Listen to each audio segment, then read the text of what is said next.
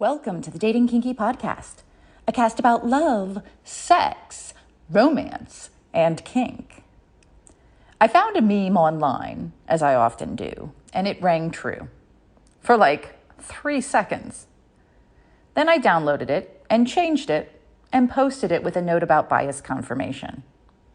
This was back in 2016, and it's today's Throwback Thursday. Are you a priority?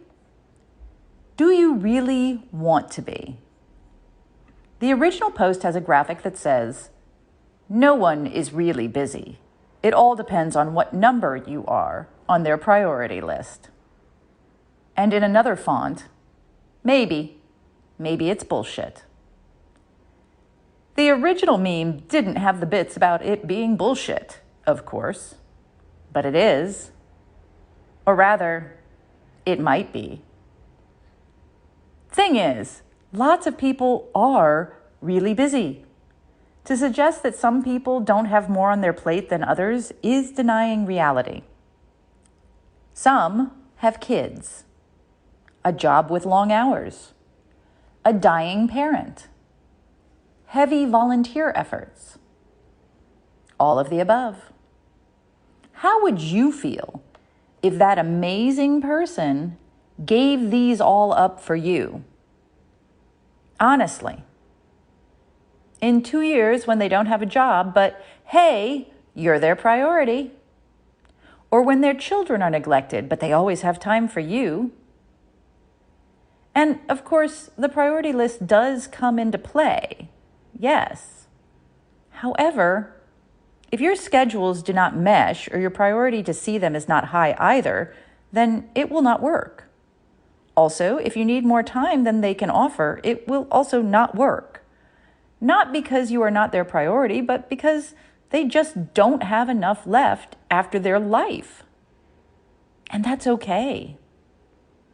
Memes and quotes like that are built-in confirmation bias. They tell you something you, the reader, want to hear so that you can feel smug and superior. Those that resonate with this pass it on and connect with others who also pass it on, creating their bubble on groupthink, all having this thought: so-and-so is lying, they do have time, they aren't making me a priority. Maybe that's true. Maybe it's not. Saying it so that you can feel justified in being angry and condescending instead of feeling hurt is not truth. It's simply a defense mechanism to feel better. And here are some of the responses and conversations from that post on November 22nd, 2016. Journey into Grace said, "This is something I've talked to others about in the past. I'm about 3 hours drive from both my partners, and we balance the commitments of demanding jobs and busy families alongside our relationships. Time pressures are genuine, and us each understanding that has been key to us staying together. Frustrating? Yes, of course, but that is our reality." Monstera Divine chimed in, "Within context, I totally agree.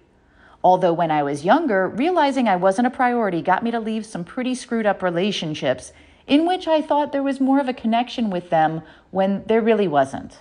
So I can see it both ways." Subby Squid added, "Makes me think of the 'don't let someone treat you as an option' crap. My response is always, are you kidding? Assuming I'm having relationships with adults, an option that they are committed to choosing is exactly how I want to be treated. In fact, it's in my fetish list as being an option you choose over and over." Rayla Avil put in, "Balance is the key. I'm of the opinion that yes, we all have busy lives and juggle our own sets of responsibilities. However, we can all make time to connect with that person whom we consider important. A simple hi, a quick email or phone call, consideration costs nothing." Arctic Wolf makes a good point, quoting, "If you want something done, give it to a busy person." Then saying, "The irony is that it is often the very qualities that cause someone to have a busy life that attract others. Isn't the bottom line really pretty simple? Where is that person when it counts? My thought is that balance is everything. And also knowing whether you are getting what you want and need from your relationships. If someone is too busy to really feel those needs, then it makes sense to do what is right for you and change or leave the relationship. What are your thoughts? What is the right level of prioritization to you? How does that change and grow as you become closer or move further apart? Thank you for joining me today. If you love this episode, please share it with others who would enjoy it. And please do join me on our new apps available in the Google Play and Apple App Stores. Dating Kinky, it's built by Kinksters, for Kinksters, poly, queer, trans folk, and anyone not quite vanilla, and it's free.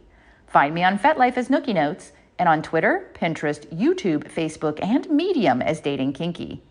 We are on Instagram as Dating Kinky Official, all one word. Also, find me on the new Moan app in beta for iPhone. I'm Miss Nookie there. TheMonapp.com. Have a kinky day, and I'll catch you next episode.